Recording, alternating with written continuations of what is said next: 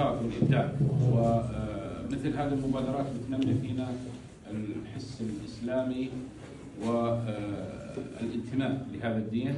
وهذه المبادرة يعني شوية يعني يبدو أنها متميزة على اعتبار أنها يعني أخذت جانب لم يبحث من قبل، اللي هو جانب الأذان وأداء الأذان. وأنا كنت أتناقش أنا والدكتور زملائي في قسم الإشراف وبالنشاطات، الدكتور غفران والدكتور سمير والدكتور أحمد يعقوب والإخوان اللي جمعنا، لأنه هناك مقامات للأذان، بحيث أنه المؤذن إذا بده يؤدي الأذان بطريقة معينة لازم يمشي على مقام معين أو ينتقل ضمن هذا الاتجاه. فهذا شيء جميل أنه تكونوا عندكم معرفة بهذا الموضوع.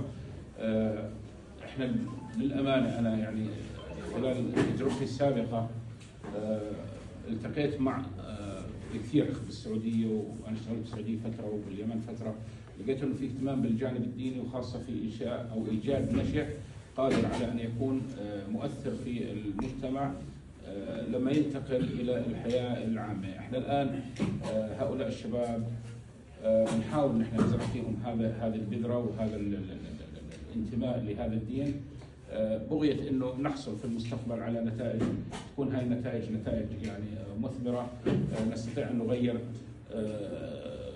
كثير في العادات والاشياء اللي كانت في السابق عادات موروثة ومخطوئة، اصبحت الان يعني عندنا قدرة ان نميز ما بين زي ما بيقولوا ما بين السيء وما بين الصالح، الغث والسمين. كثير من الاشياء كنا بنعرفها بعدين اكتشفنا انها كانت موجوده.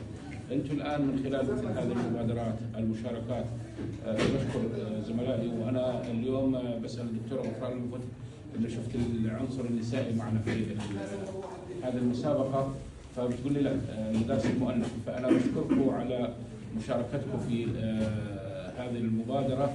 ابناء الطلاب شكرا لكم، شكرا لمساهمتكم، شكرا لوجودكم في هذا المكان.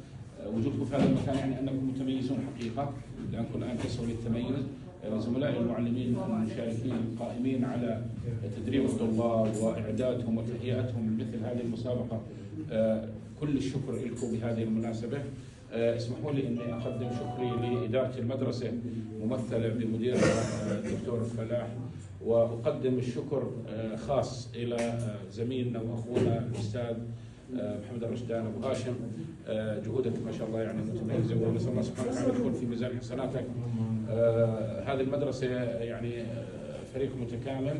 اشكركم زملائنا في قسم النشاطات كل باسمه، الدكتور سمير، الاستاذ محمد بن بكر، الاستاذ احمد بني حمد، زملائنا في قسم الاشراف الدكتور عمر والدكتور محمد يعقوب والدكتوره غفران، كلكم شكرا لكم.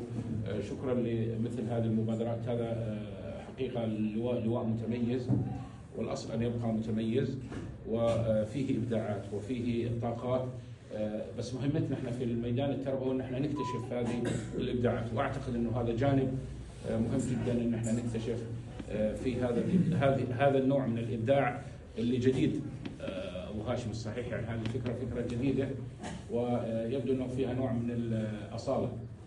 بصير نكتب فيها بحث شيء يتعلق بهذا الموضوع، فيها اصاله. شكرا لكم مره ثانيه، بشكر الجميع، ورمضان كريم والله يعطيكم العافيه. وحقيقه رمضان هو يعني شهر العمل، شهر الطاعه، شهر البذل، شهر العطاء، وان شاء الله كل ذلك في ميزان حسناتكم جميعا. الله يعطيكم العافيه وشكرا لكم. شكرا.